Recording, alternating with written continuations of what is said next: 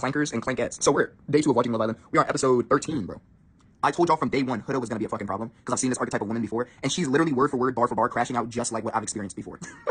I'm so glad that I played it the way I did in the past, because I mean, it still basically affected me regardless. But the way Huda is moving, bro, I knew it was gonna happen. I told y'all before, it happens like this. They start off, they cool, they calm, they got the mask on, no future. Second, somebody does something that like teeters the pot a little bit, and you start to kind of see who they really are, just leak through just a little bit.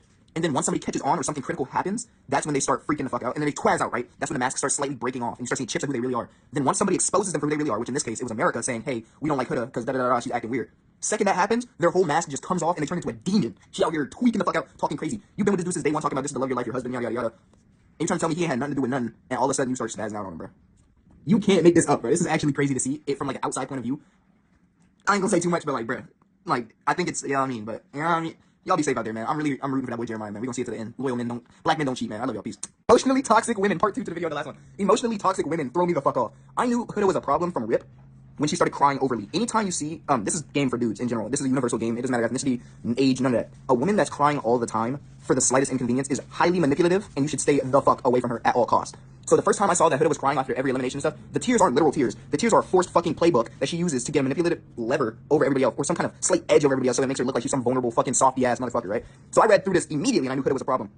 So we're now looking at episode 13 still, and she's over here tweaking. I already knew she was going to go spy on what the dudes had to say, which I'm pretty sure is breaking some kind of rule, but I mean, there are no rules in this game, I guess. I knew she was gonna go spy when she walked past, and the first order of business, going to the bathroom, was to go over there and listen to the conversation and use it against bro. I knew from fucking RIP. So in this case, when you see that happen, like you see that you're in an argument with your girl or something, and she's trying to like go places that you're in the area of, once again, this happened to me, she's trying to go in the areas that you're in, make sure you peep game. If you see them walking by you, they're probably sitting behind you and listening to you, so move the fuck out of the way. Make sure you're always in eye field with them at all times. Don't let them motherfuckers get behind you, beside you, or around you, without you knowing where the fuck they're at, because they gonna slime your ass out, bro. You be fucking aware, bro.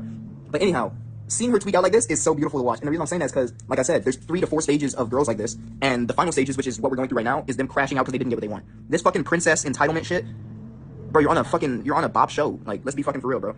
They can do things to you, but you can't do things to them. And don't think this is just for women. Like, I'm mostly talking to guys here. I'm being for real. As a dude, if you haven't watched the show yet, I'd recommend watching it. Not for just the drama, but so you can see how this shit plays out. I think this is some beautiful fucking game. I was watching the show so I could get a little sharky. I'm not gonna lie to you guys. And I'm learning a lot, but I mean, I already knew this shit from Jump Street, so I'm gonna be honest, I'm not learning too fucking much. It's more of a like a recap and seeing it from the third person point of view. And I guarantee you, the next fucking steps that are gonna take place is A, she gets eliminated. I've never watched these shows before, by the way, but A, she gets eliminated because she's already on the fucking hot seat. Now she's making it even worse, and she doesn't even recognize it because she can't control her emotional state because she's so openly fucking destructive. B, bro apologizes and she crashes out on him and tries to make him jealous by going with another guy and another guy and another guy and another guy. C, she tries to do that plan, the second plan, and no other guy will take her because they know that she's a fucking crash out and they don't want them problems, and she gets depressed and starts making everybody's relationship absolute hell and starts taking people down with her, which is the most likely chance because, like I said, with this archetype of woman, their favorite phrase is, I'm gonna take you down with me, or you wanna get crazy, let's get fucking crazy, and everybody has to fucking deal with the repercussions of what the fuck they had going on. Like I said, I've dealt with this shit before, so the best